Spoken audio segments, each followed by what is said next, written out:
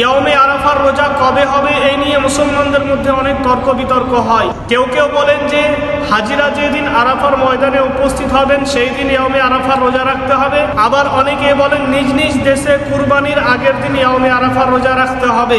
আবার অনেকেই সমাধান দিচ্ছেন যে ইয়াউমে আরাফার রোজা 2 দিন রাখতে হবে, মানে যে কোনো একটা দিন ইয়াউমে আরাফার রোজা হয়ে যাবে।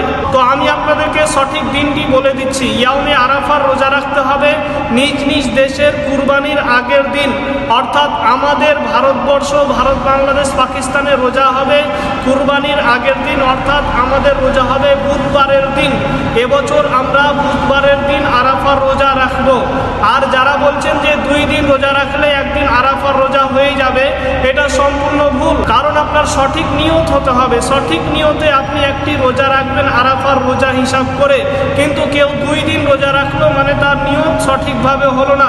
যে কোনো একটা দিন আরাফার রোজা হতে পারে, এই নিয়তে যদি রোজা রাখে তাহলে আরাফার রোজার নিয়ত সঠিক হবে না।